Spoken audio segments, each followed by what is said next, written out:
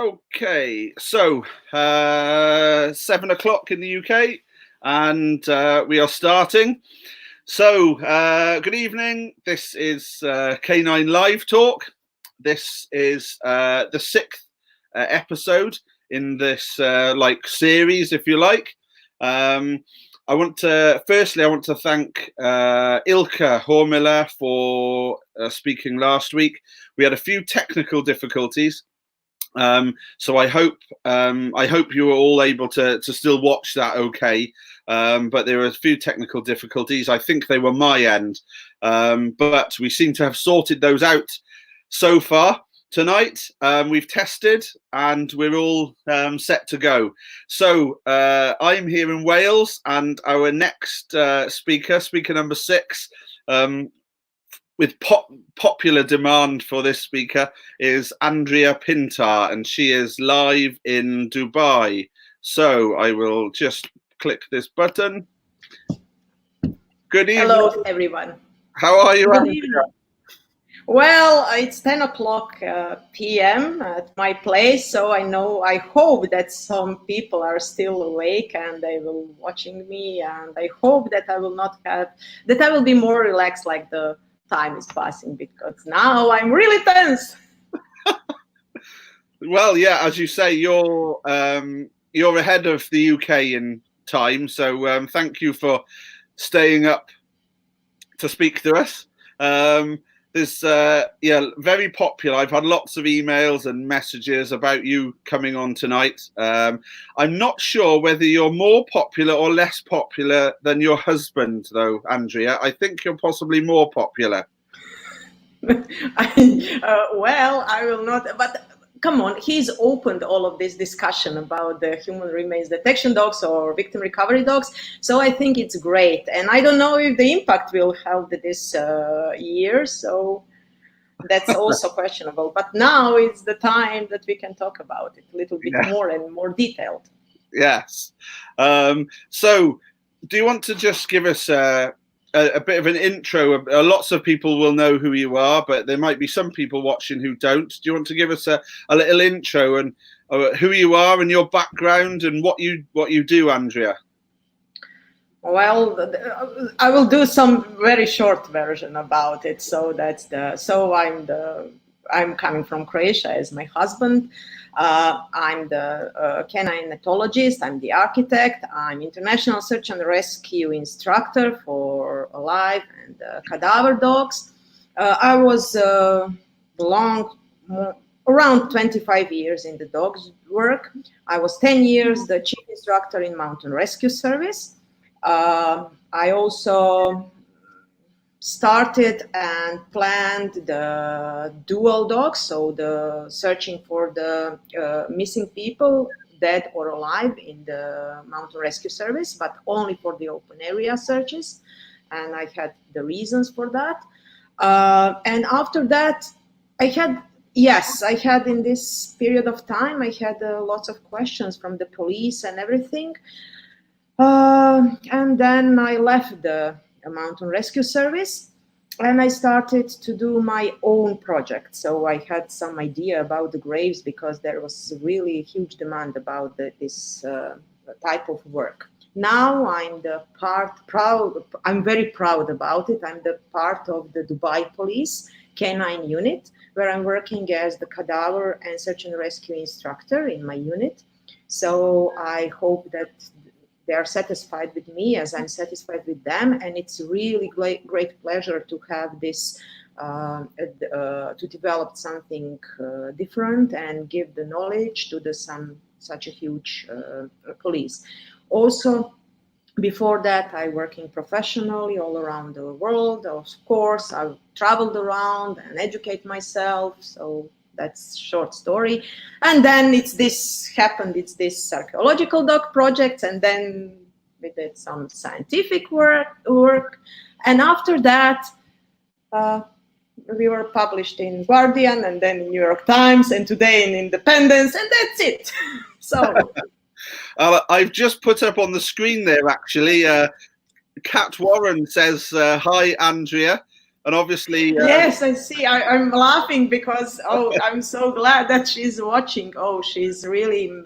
She really did a great job with this interview, and we was waiting so long that to be published because of Corona happened. So we was like on standby or something like that. But she did such amazing job because she's in this business, and it's always different when someone write about you that understands all the difficulties. So that's really great story. yeah. And for those people that are watching and might not know, if they Google New York Times and cadaver dogs, then Andrea, well, you were on the front page of the New York Times only a couple of days back, yes? Yes. After on this publishing, we finished, I think, 2 or 3 days on the international front page of New York Times. So I'm really don't because I'm pushing from myself because it's too big for me that I can even go through that. So that's the really huge. No, we're very well deserved. Yeah. So I hope. I don't think about myself on that way, so I'm just doing. When you are in the dog business, you are thinking about dogs, not like to be on the front page. Yes. Oh well, it's well, as I say, it's well deserved. So I have because people have known you're coming on here to speak. I have a list of questions, and some of them, again, things are different in different parts of the world. And some of these questions here are quite controversial in the UK. But some of these questions I've actually asked you when I've stood next to you in a bar last year when we were we were talking in a bar. I asked you some of these controversial questions, and I know that you don't mind answering them. Okay, shoot. So we will we will start with here in the UK. Obviously, to find human remains, it's best to train on human remains. But here in the UK, we train on pork, on pig. What can you say about that, Andrea? Well, I can say that archaeologists after the 500 years will have lots of questions about all of these buried pigs and why are there.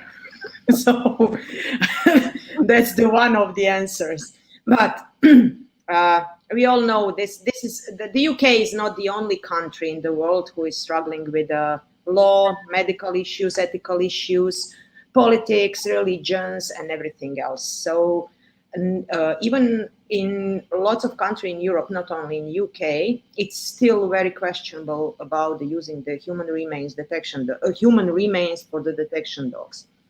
The problems are, I said, it's different backgrounds why they cannot do that, but it's always the same. Okay, we will use something else. We can study, and there is lots of great studies about the pigs, and we can learn about the decomposition of pigs a lot, about the maggots and everything else. But I still asking, United States have such a great body farms where they are studying all of this and decomposition and everything else, and they are writing lots of excellent studies on the humans. Okay, we'll think about how the pigs are decomposing and what's happening, and it's pretty the similar process and everything else. But if we are looking through the dog's nose, I can say that for them it's not the same. So it's not the same at all, but not only for the dogs, it's not the same also for the science. So the smell picture is not the same at all. So that's the huge difference. I was several times in UK. I learned how to bury the pigs on several. I'm really great grave digger, and I can. So my accomplishments go to UK, but that's it. We will stop there with this. So yes, the controversial. I think that a government institution, as military, police, they should have this privilege to work with human remains. This is really mandatory. There's a few other questions here, but in the UK, obviously, the police and law enforcement have access to real explosives and real drugs, and some private companies. It's very difficult. I'm quite lucky. I have licenses to hold drugs and explosives, but there are some people that cannot obtain these licenses, so they will train on pseudo drugs, and it's this when you talk about cadaver dogs trained using pork, it always makes me laugh a little, because if a private company in the UK were to train their dogs on pseudo drugs, they would have everybody pointing the finger at them, saying that, you know, they shouldn't be using pseudo drugs, and will their dogs really find real drugs if they're trained on pseudo drugs? But then our law enforcement train cadaver dogs on pigs when they should be training on human remains. So it always makes me chuckle. Always makes me laugh. I can say that so in what I found in UK, and it's really what I didn't like. Okay, so this is like the choosing the dogs for this work. This is the first part, and where is the main problem started. It's like what I found out. The most of the I didn't saw so many dogs, but lots of dogs are choose because they are food drive dogs. So if you have the food drive dog, this dog will search for rotten meat. It doesn't matter if it's rotten chicken, rotten deer, rotten human remains, human or rotten something else, because he just want to take a bite. And this is the main thing. So that's the problem for me. This is the only where I found that the food drive dog shouldn't be working on this case. It shouldn't be even choose for the I was said. I watched the Canon 2 or 3 weeks ago. Canon Muftich, he was with you. So they had really, for mine detection dogs, I learned a lot about them from them. They are choosing that the mine detection dogs in the first selection, they shouldn't be active on a toy, so shouldn't kill it because they will kill the bomb.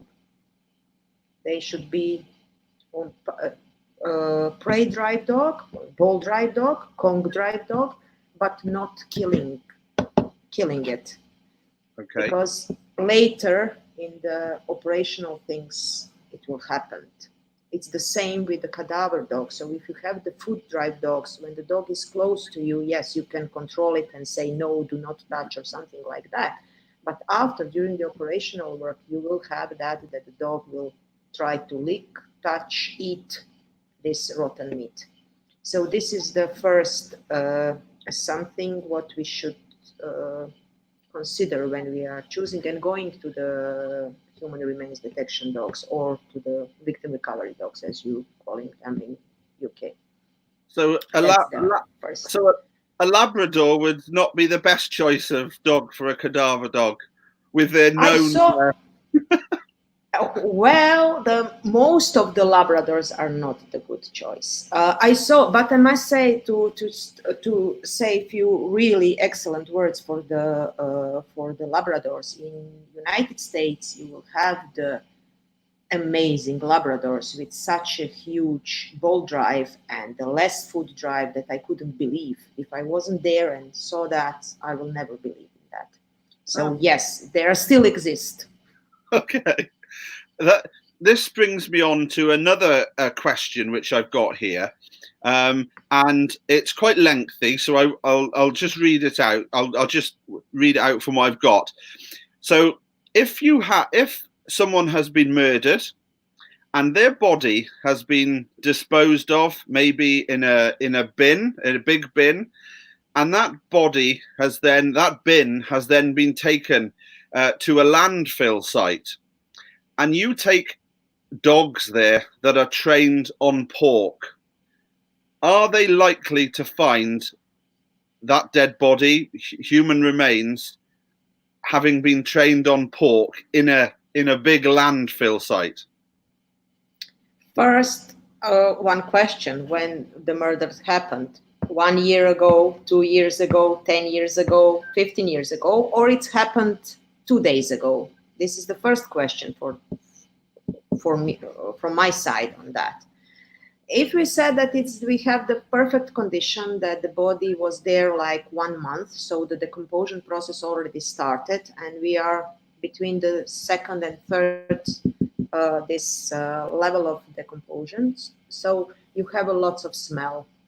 If the dog is really like the rotten meat, yes, he will find the interest, and he will show the interest, I'm pretty sure. Of course, if the grave is not too deep inside, yes, that's possible that the dog will show the interest. But my question is, if this dog will give you the final alert. Okay. Okay. And it might just be changing behavior and interest and not a final alert, you're saying, possibly. Yes.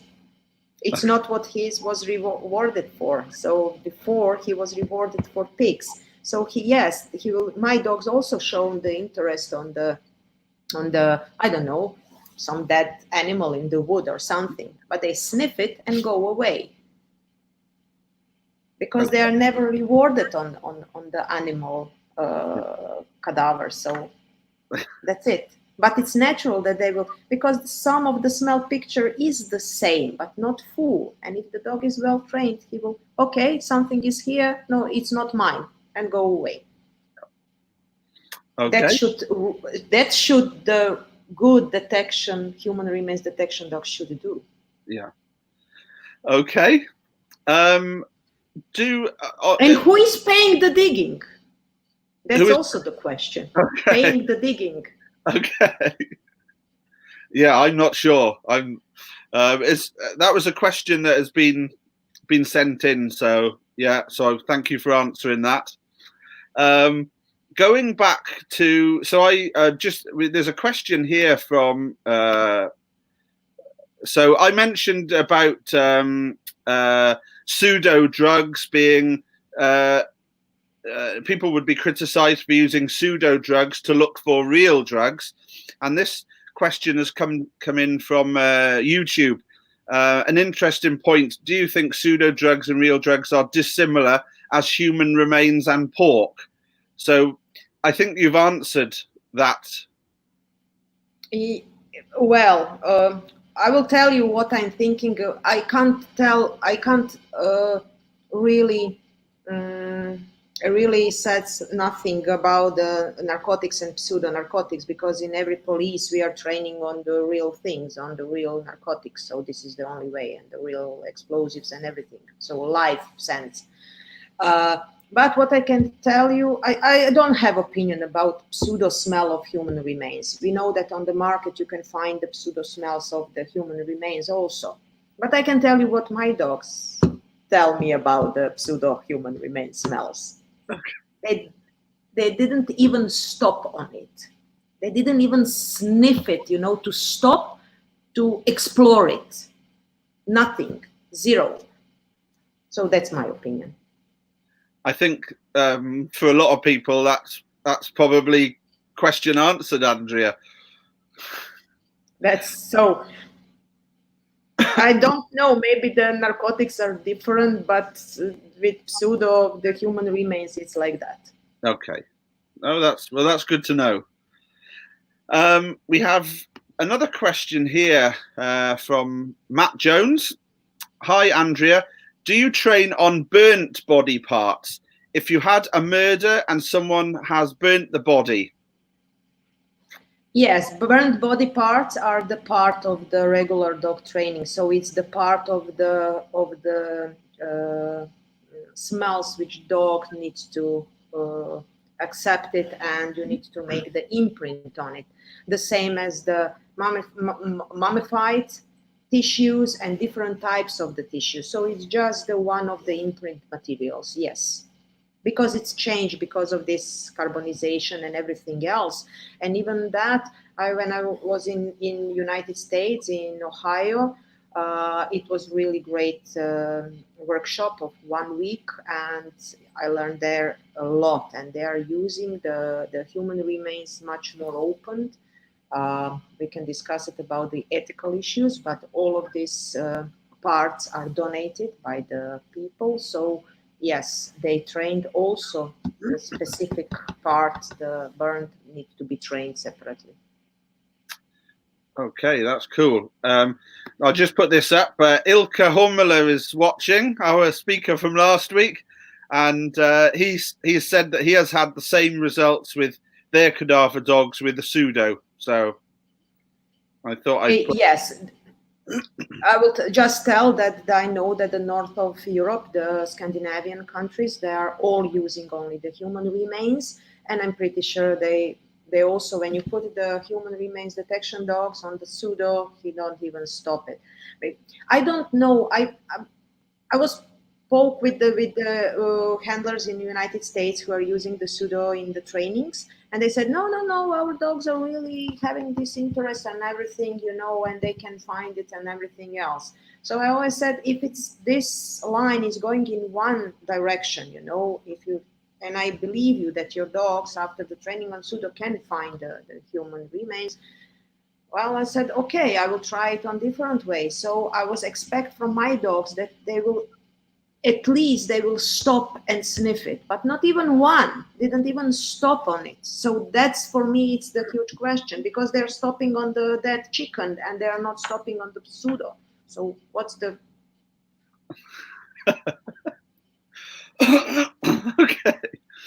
Okay.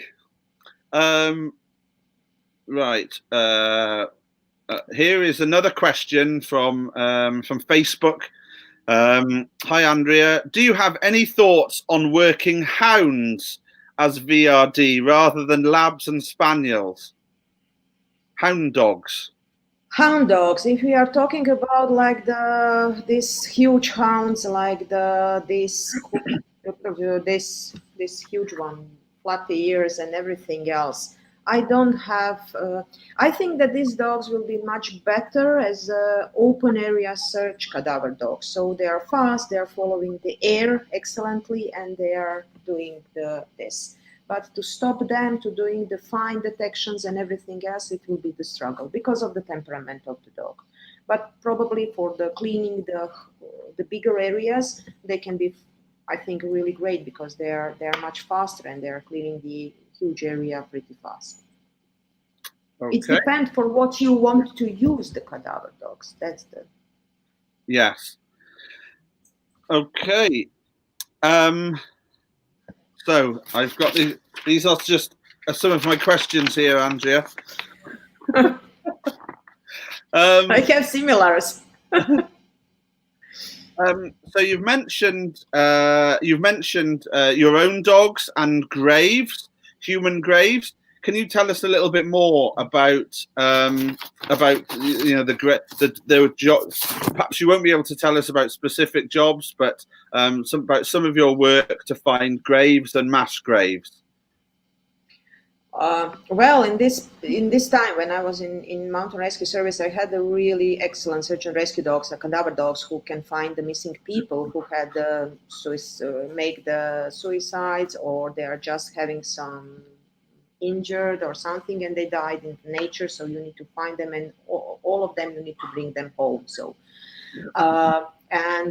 but after a while, the police start calling and asking, can you help me in these crime cases? We have probably the buried body somewhere, and can you... So this is how I entered into this field of the grave search. And I found that there are lots of lacks with my dogs in this type, because the dogs was too fast. They are sniffing the air. The graves, the human is in the ground.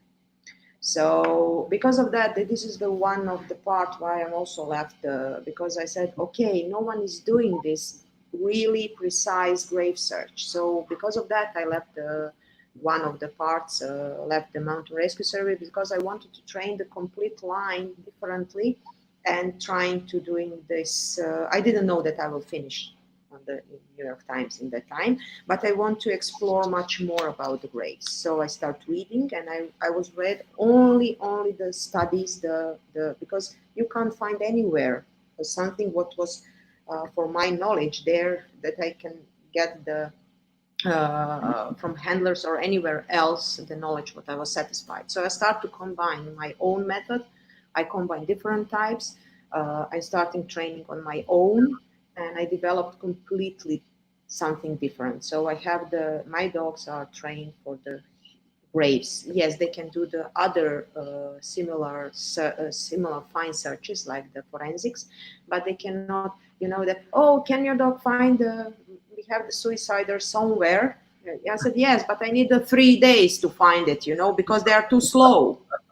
So just use the search and rescue dog. He will find it in half an hour. My dog needs much more time to find it because they are not running around. They are not using the air, the wind as the primer detection source. So they need to be very detailed. So that's the difference. So on that note, we've got a question from Paulo Riva.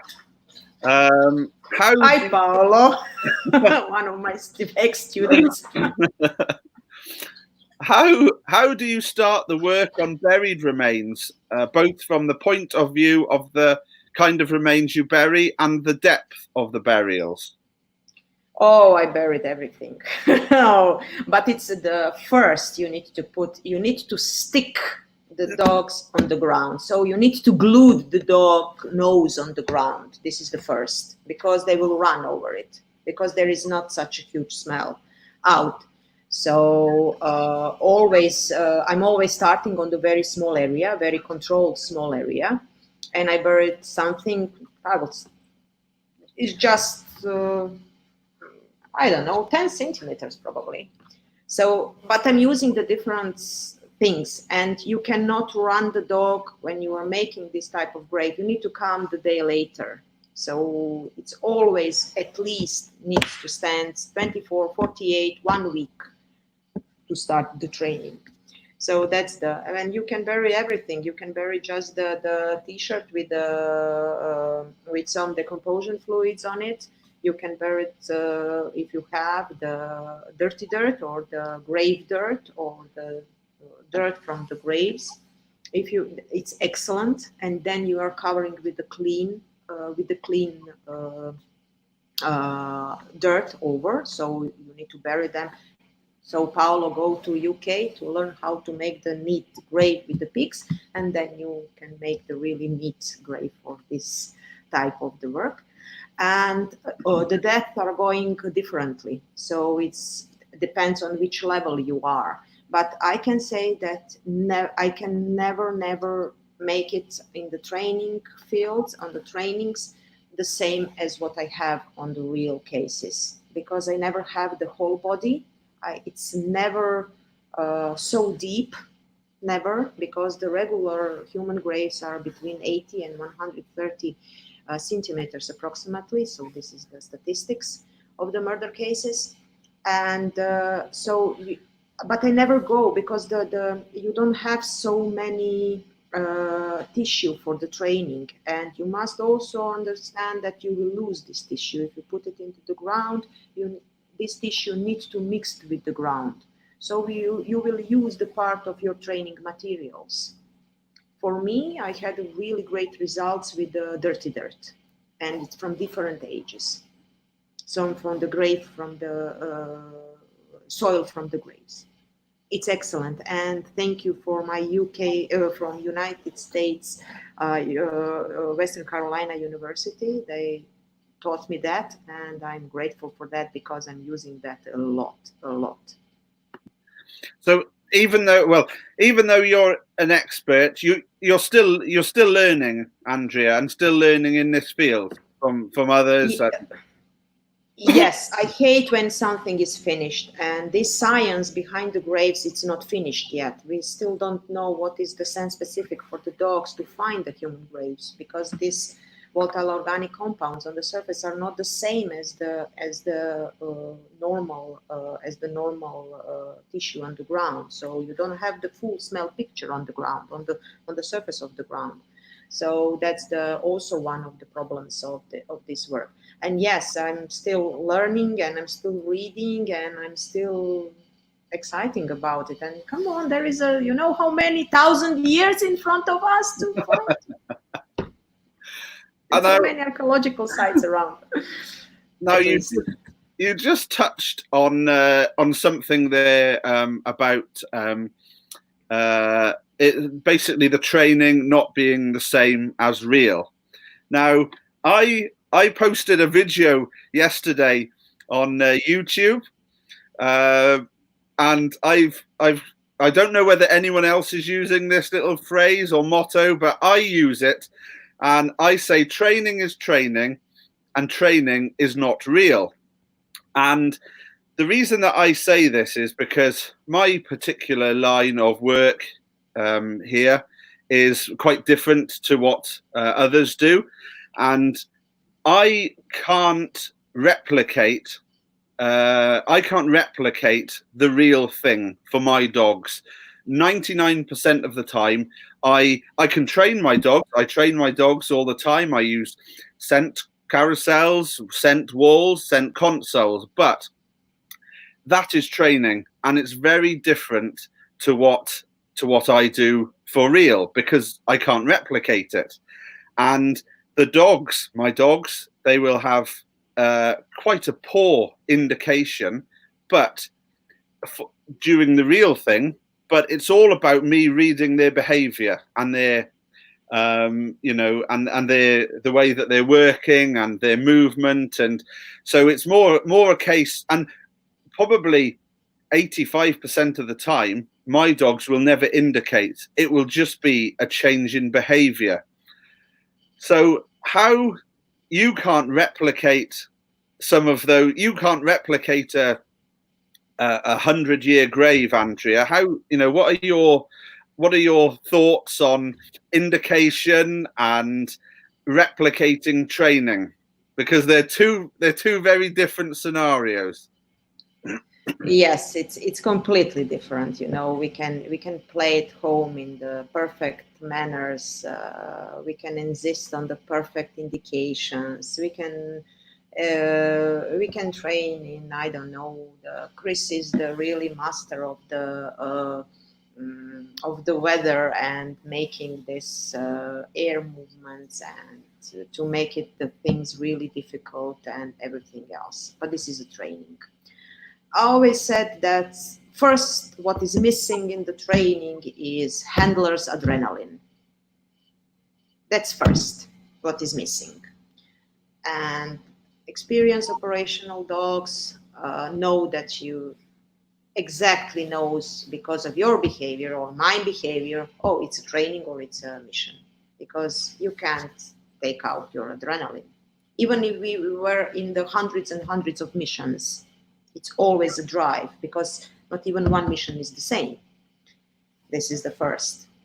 Secondly, and I think that we discussed that also in Birmingham the last year, that I also train the younger dogs on the real side. So I bring my younger future operational dogs on the sides. So after my dogs finish some part and search, I'm checking with my younger dogs to see the changing of behaviors.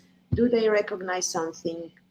Should I just put the level down and not waiting for the final alert and just reward the interest or something like that? And I'm building my operational dogs. The last phase for the training is to bring the young dog on the operational field and test them there.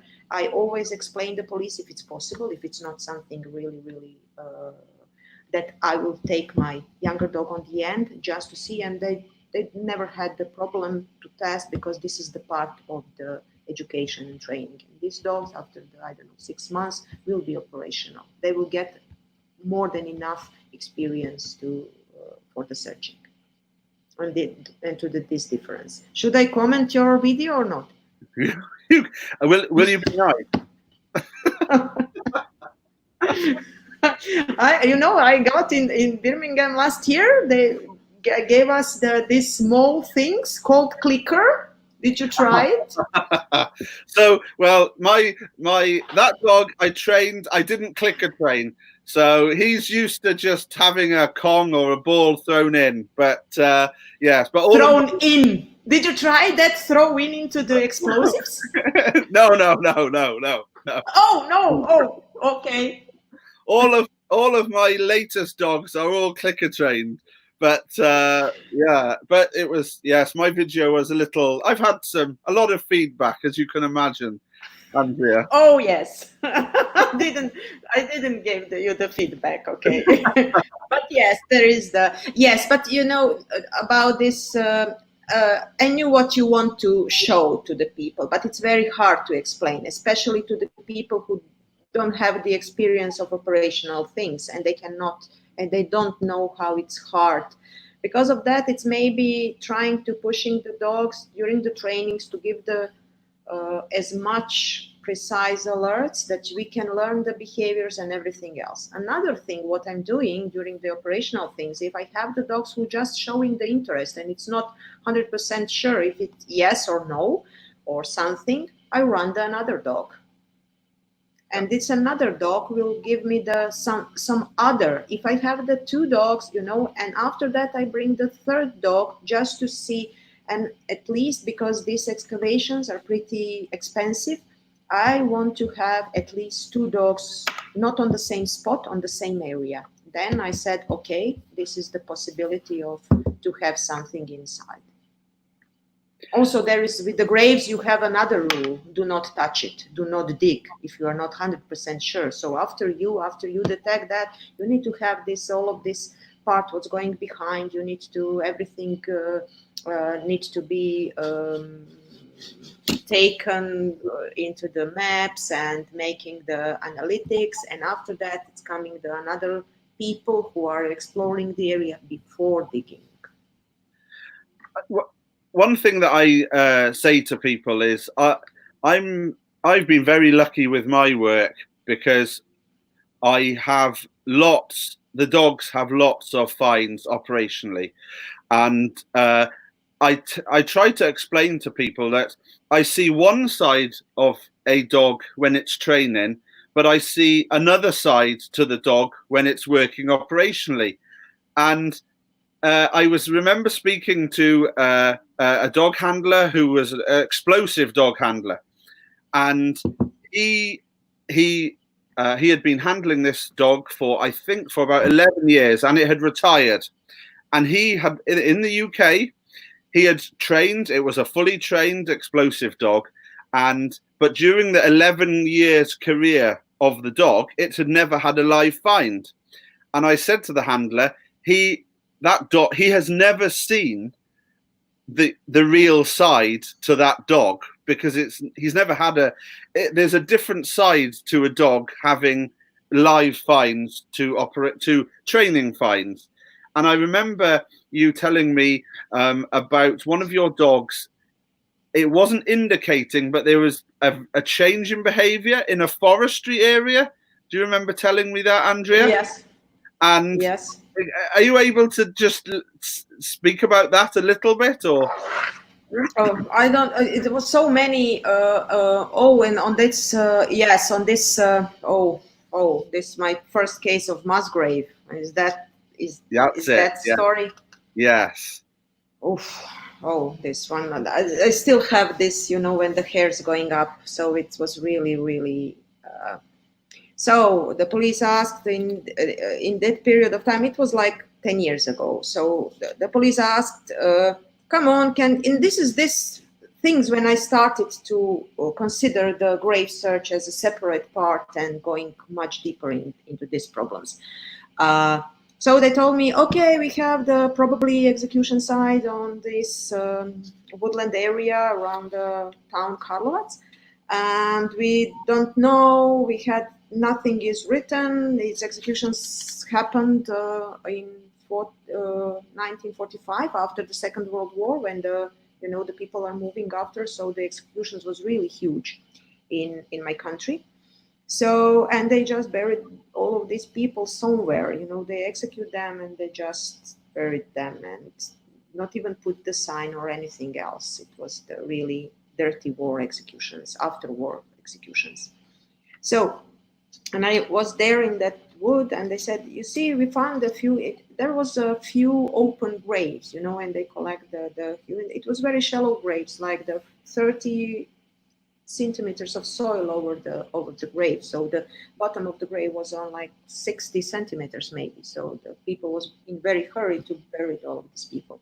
And one open grave was like, I don't know, 5 meters or 10 meters away, and another one was, I don't know, 15 meters on different direction or something like that.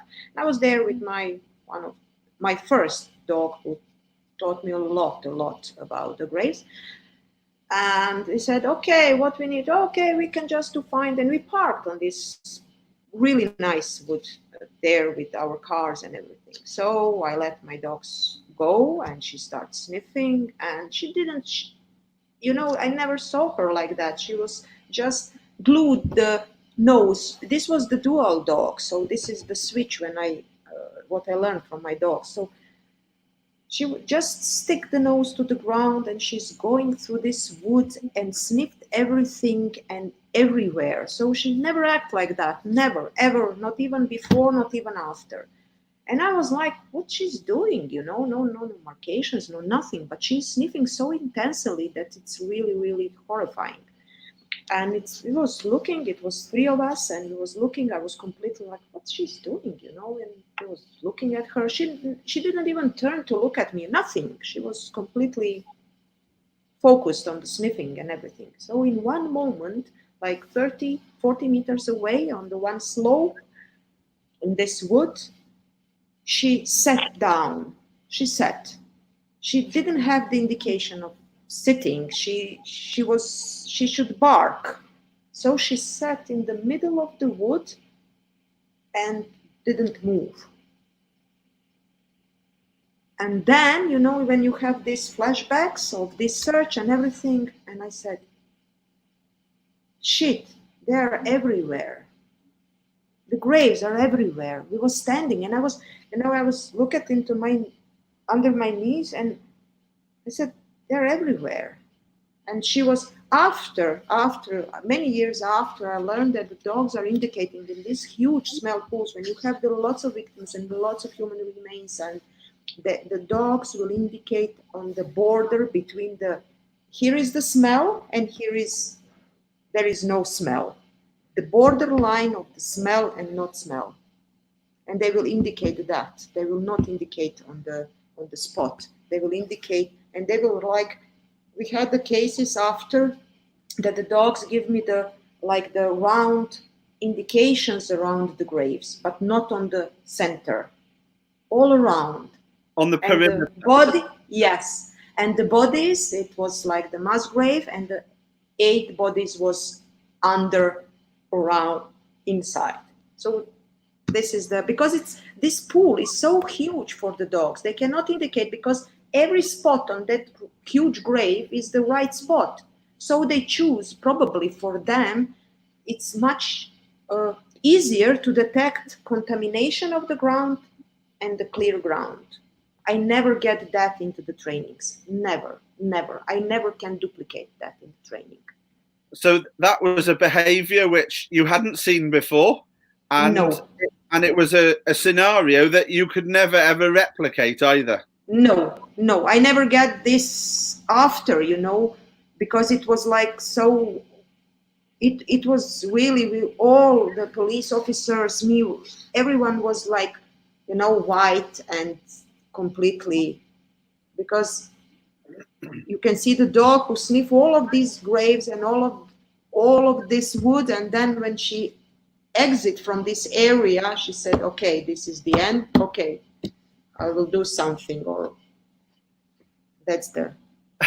I remember when you first told me that story, and it even made the hairs on the back of my head stand up.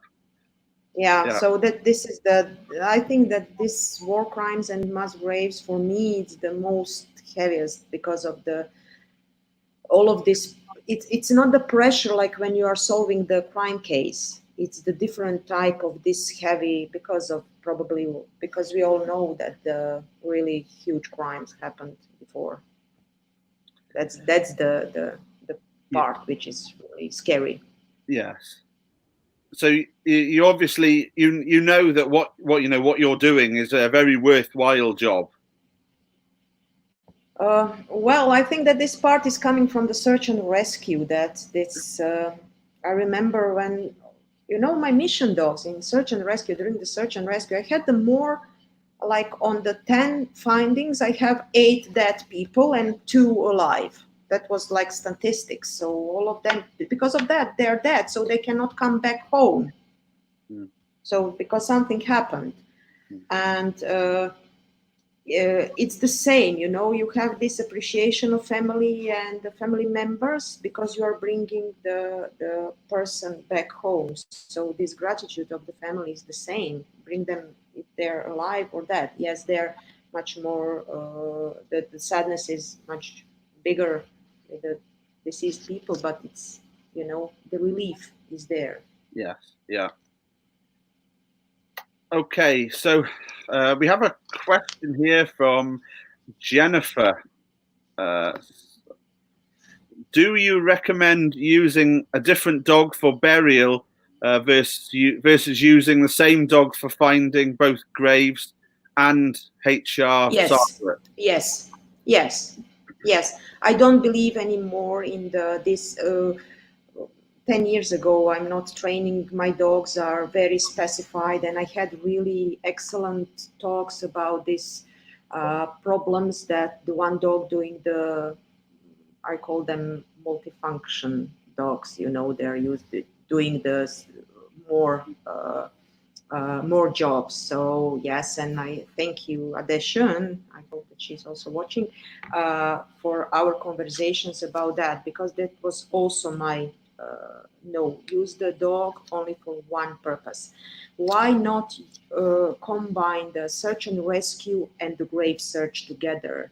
And I know the standards in United States are compiling all of this work in one, and I will tell you pretty easy. Most easiest thing for the dog is follow the air movement. So they're sniffing the air, what is coming to their nose, and they'll run. It's very natural, and they follow the smell with the wind or something. And this is I would say, most easier. It's so natural for the dogs.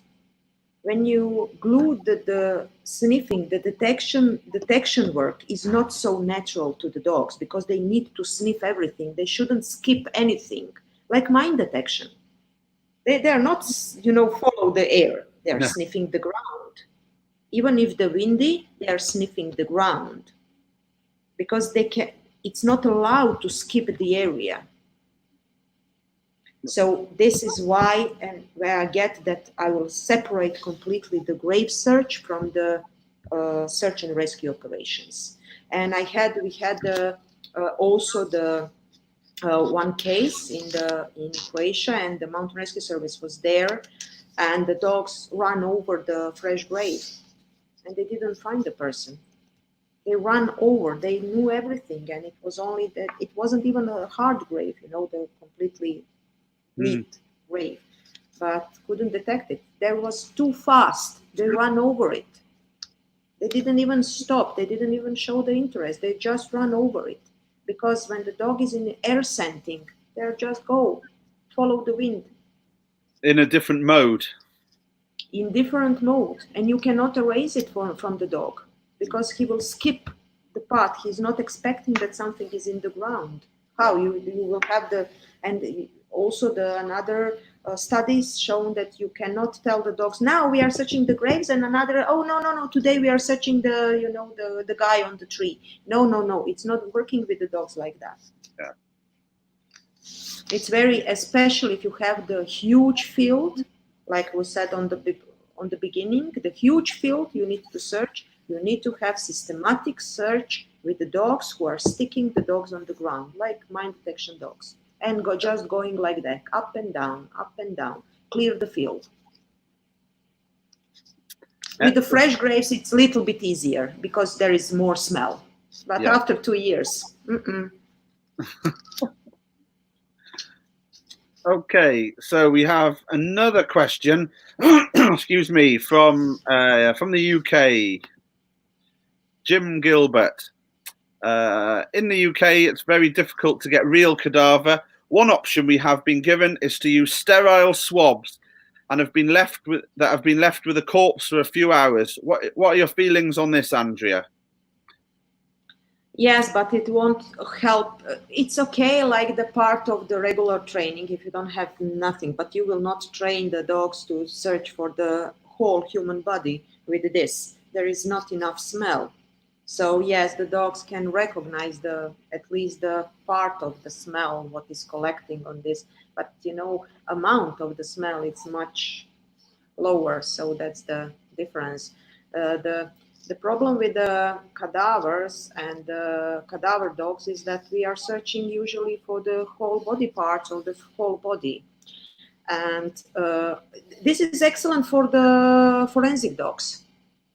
This amount of the smell, it's excellent for the forensic dogs. So they are searching something like that. That's less smell, and they also need to be precise, or that something is washed after the crime or something like that. So yes, for the forensic dogs, this is the excellent training stuff. But to finding the whole cadavers, it's not enough. So not even wrapping a whole sheet around a corpse for as long as you can, and that's still not good enough. This is the part when something else is collecting the smell. So when you have this, we need to talk about these stages of decomposition. You have the 5 stages. One is fresh, so you will wrap this fresh sheet around the fresh body, so you don't have the full decomposition process. What happened with the second bloated stage, when the body is bloating, or when it's collapsed, the chest collapsed and the inner organs are open, so that's different smell. So it's like, to looking the whole training picture, this is not enough. You need to have something more, at least the decomposition fluid, this is the liquids which is coming out from the body, on the textile. That's the excellent training stuff. You need to have something from the more than this. I know the study about of course, this, when they laid, and the dogs, the forensic dogs, can make the difference. This is the carpet study done in Germany, when they laid the body over the part of the carpet. So yes, the dogs can detect, oh, there was a body, there is the smell of something, but it's not enough for training. Okay. Thank you for that question, Jim. Jennifer, who asked that previous question, she's got another one. How much time do you allow to pass before you send in additional dogs? So I suppose that after the experienced dog has been in, how long before you send in the newer? Another one, it's just, when you're working the grave, so when we have these huge fields for searching, and the dog have the different behavior or anything, even the marcation, okay, even the alert, okay, the dogs continue to work on. So I'm not stopping. If I have the indication, this dog is not done, he's working after the final alert, he's trying. I run the dog again, so it's like find more. And after, usually the dogs are working, it depends of the weather and the conditions and everything else, but between 15, 20, 30 minutes, so after this dog, so the another dog is coming in, so after the 10, 15 minutes, how much the another handler needs to get another dog to go into the field and check everything. So that's the how I'm working. So I trying to explore the really nice part of the field, collecting all the data from the dog, and then bring the another dog to run over that part of the field again. So to cover the whole part of the searching field. Is there? Do you ever have? So say you've taken a dog in, and the dog is indicated. Do you ever have the worry that the second dog is indicating because of the first dog may have left behind? I think this is the really I think that this fear will never go away from any handler or anyone. So I had such a huge fear for that the dogs are following each other on the training that I never run them into the same schedule.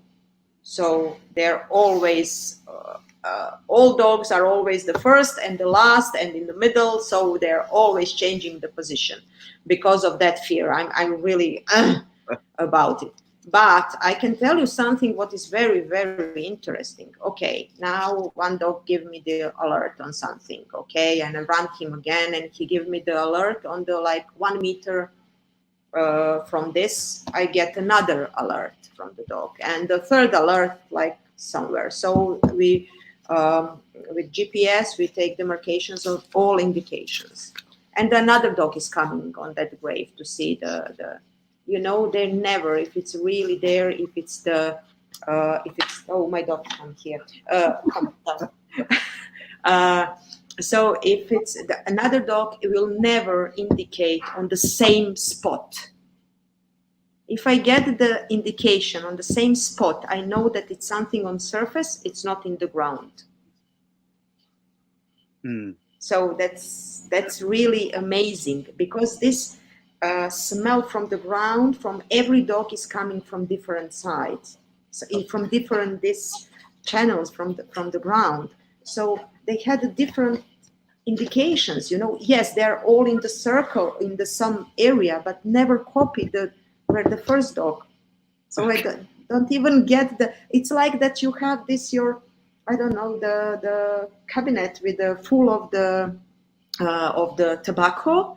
Yeah. And your first dog is indicate on the left door, on the I don't know, on the corner, and the second dog is for him is the right place in the middle, and the third dog is behind. So all dogs are okay, and all dogs are right.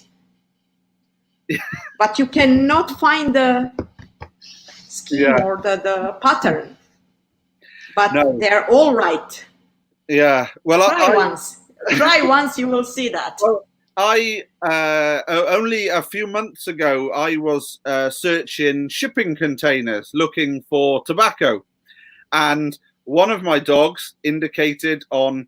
I was only able to search the front of the shipping containers where the doors are, and one of my dogs indicated on the in the middle of between the doors of a shipping container.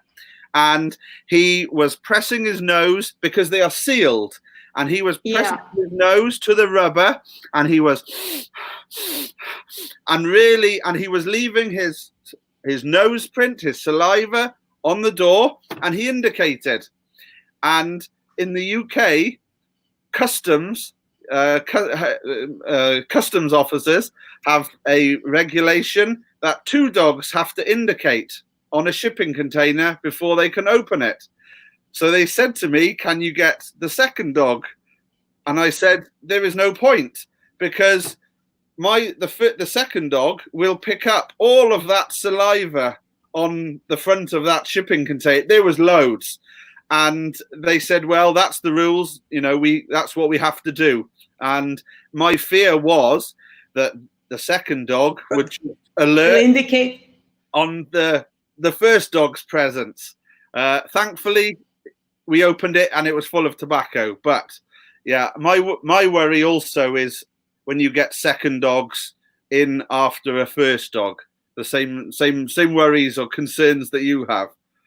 I think everyone has that, but because when you're working on the ground, on the soil, it's hard. It's much harder, to pick up this saliva and everything else. But on this inside searches is always the problem with the imprints on the salivas and everything else. Yeah. We have another question here. So, Andrea, we are at 60 minutes. It's gone. Are you able to just stay on for another 10 minutes to answer a couple more questions? Yes, it's okay. Thank I you. give you the 50. We have another question here. We have two questions which are the same, actually. How do you reward your dogs after a search with no fines?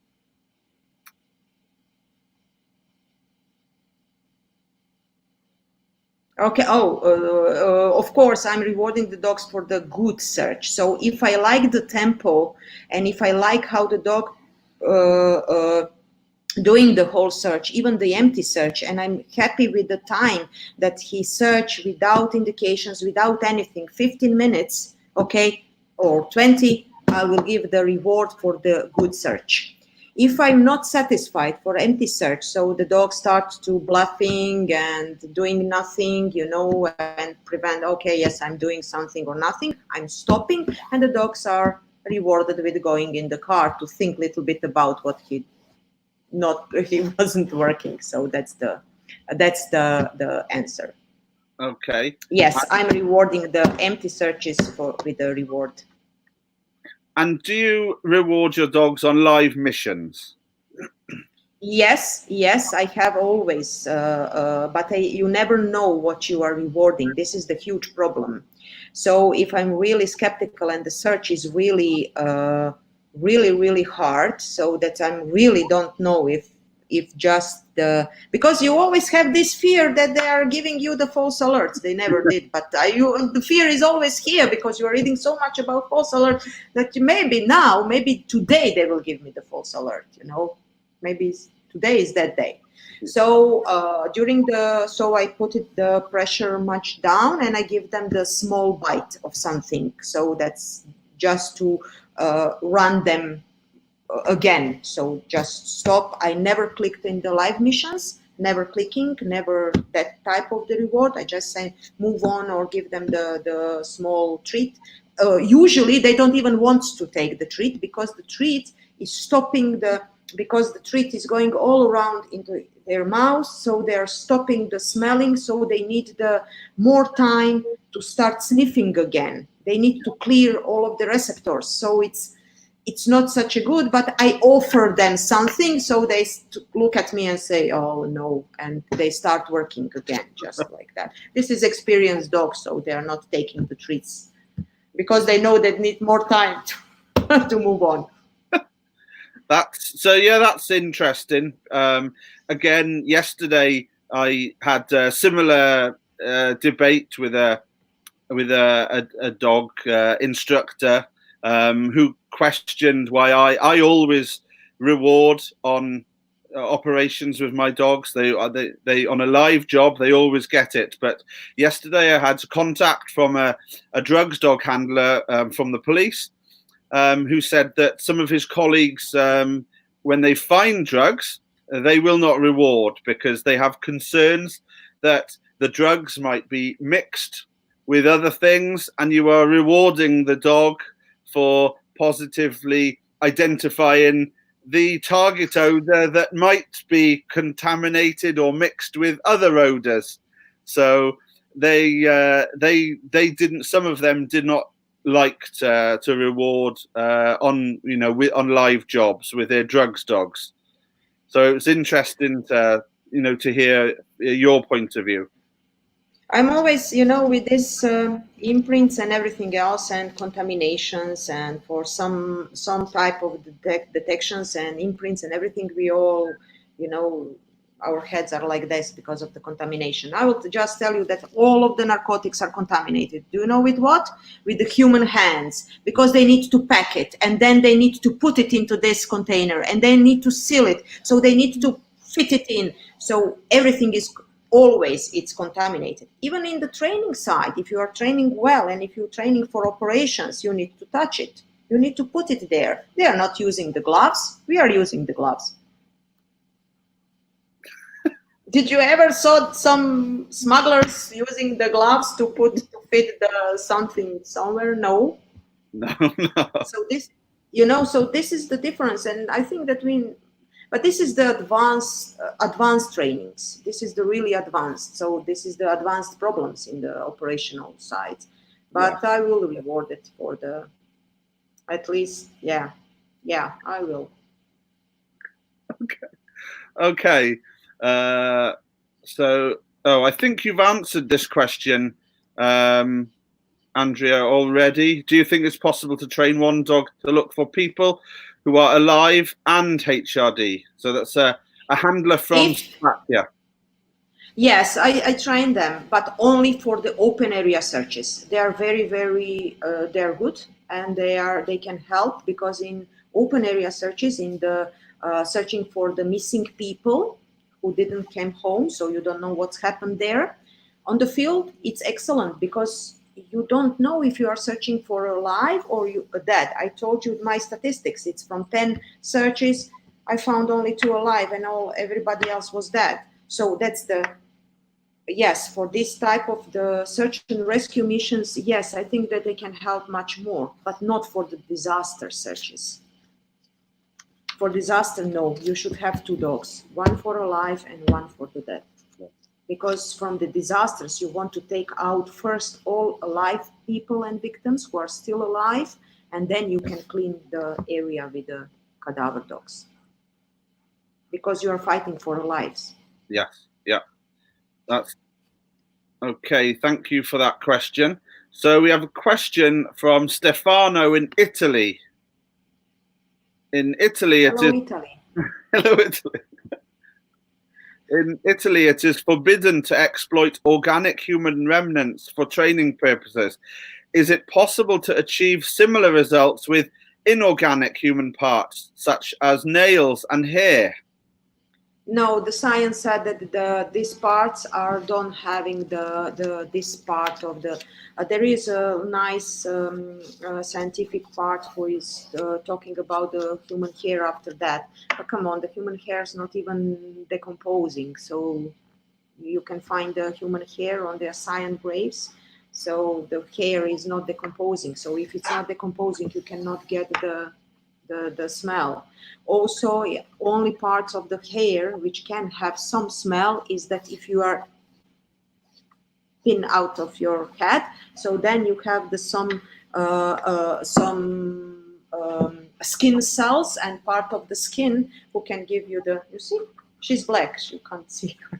So it's so that part can give you the some kind, but it's such a small. The people are training also from the human teeth. There is much more smell, because when you take out the human teeth, you will have the blood and you will have the tissue. So this tissue will give you the smell. But it's everything of that. It's very, very small amounts. But yes, this is the smell what we are looking for the training. Okay. So this is from Anna. Do you reward dog for a find and indication only, or for quality of their search also when training? In training, only if I'm training the empty searches. So the empty searches, then I'm rewarding because you need to have the endurance of the search. But if something is hide, then I'm rewarding the hides. I'm rewarding the targets. So I'm training the both empty searches and of course the findings. Yeah. Also the several targets into the one search. So I train everything. But in the trainings, you're rewarding everything. So because you know where it is, or you have your assistant who is telling, yes, this is the right position, you can reward the dogs. Okay. I think whilst you're talking, Andrea, Chris is putting up some links for people on the messages. So okay, I will watch it later. Yeah. So we have a couple more questions, and then we will leave you enjoy the rest of your evening. So this is a long one from Wesley in Holland. Hi, Wesley. If you set up a training for buried material, it costs logistics, more time. He hides the odors a couple of days, weeks before the training start. So my scent and the fresh ground damage is gone and the scent is everywhere. Do you do this also? And Of course. do you see difference in real finds if people only hide the odor on the same day, let it soak a couple of hours, then start training? So on the beginning, you want to have this. So when you're starting, you need to start. I will say half an hour after you buried something, because you want to have this, and the dog can explore the smell and give the full smell picture. So first, you need to teach the dog that something is in the ground, what he already knows. So he needs to have the full scent picture. It can get it only if it's fresh buried. So because the smell picture is still mixed with the ground and the evaporation is doing so, everything is full of the smell. But in this step, you are teaching the dog that something is in the ground. And after that, yes, this is the 100% true what he's saying.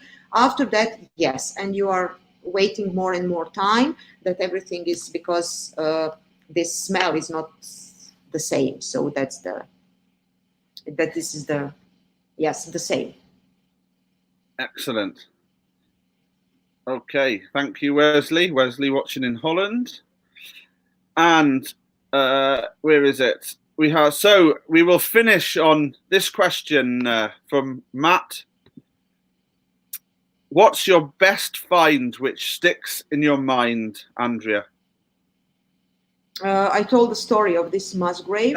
I had a few excellent German crime cases, which is completely different than everything else. When my dogs found into the house and under the wallpapers, after 2 years, they found human blood. So they repainted the house and everything after the crime, but the dogs sniffed old blood under the wallpapers. So that was really amazing. It was only the spots, like small spots, dots of the blood. So I'm really, that this is the like two of the cases. But this Musgraves, every case is different. So that's the also one. It was the training field. That was one really. It was the training. So I have this opportunity that the police called me on something if they know that the evidence are collected and everything else. So one of my friends called me and said, okay, I have the training field for you. And I said, okay, let's go. So we found this guy, I don't know, 2-3 years ago. He was melted. He was already decomposed there on that spot. So can you find the spot in the wood where he was, been? And I said, oh, this is the excellent training field, because you have the contaminated ground on the, and you don't know nothing about it. So my dogs indicate 3 of them on one spot. I didn't reward them. Okay, I was so mad of them because they was copy pasting each other.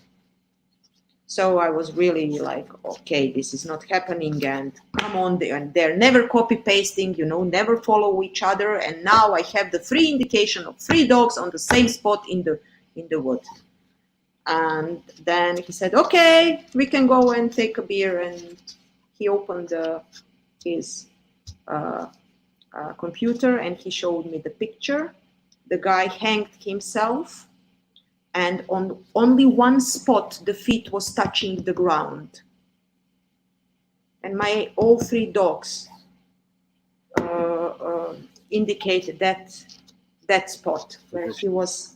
Everything was, liquids are going only on one spot, because only this spot it's the. So that was like, so never be mad on your dogs. That was, I learned from that case.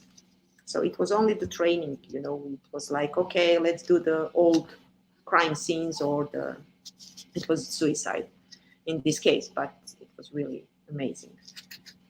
And I was so mad, you can't even know. So I put the dogs in after the indications and everything. I filmed everything, so I had this as in my in the computers and everything, because but I learned a lot then. Sorry for my dogs. I thank you for answering all of these questions and taking part in this. I just want to end on a final note. I don't mind speaking in. No, I just need to say thank you, Ika. I think that all of the operational people who are working with on the real cases or with human remains on the murder cases and everything, I think that we are on the same thinking and conclusion. So thank you. It means a lot to me. Thank you, Ika. I was going to say, Andrea, I don't mind speaking in public at all. And obviously, I don't mind speaking on here. And I speak at conferences and seminars. When I spoke back in October for 25 minutes at the conference in Birmingham, it's when you're speaking to 120 people, it's fine. But when you're sat in the audience, I can only imagine it's very similar to someone talking about motor racing and having Michael Schumacher sat in the audience. And one of the biggest compliments for me was I spoke for 25 minutes about what I do and indication and training and real, live operations. And I spoke, and at the break time, there were 4 people that actually came to me and said, I really enjoyed what you spoke about, and I totally agree. And you were one of them. And that's one of the biggest compliments that anyone could have. Someone with your experience and your background and your knowledge coming and saying and thanking me and agreeing with me. So thank you for that, and thank you for taking part in this. The comments that are coming in, you'll see when you log off, they are unbelievable. Lots of comments here. So thank you very much, Andrea.